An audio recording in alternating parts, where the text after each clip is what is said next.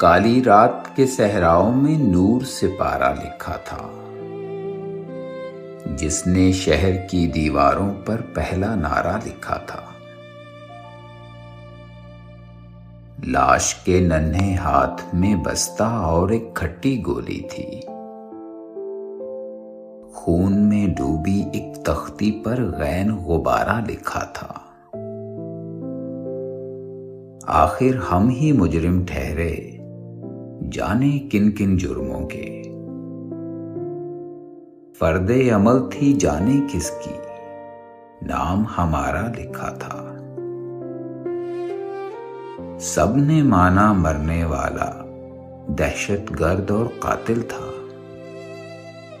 ماں نے پھر بھی قبر پہ اس کی راج دلارا لکھا تھا۔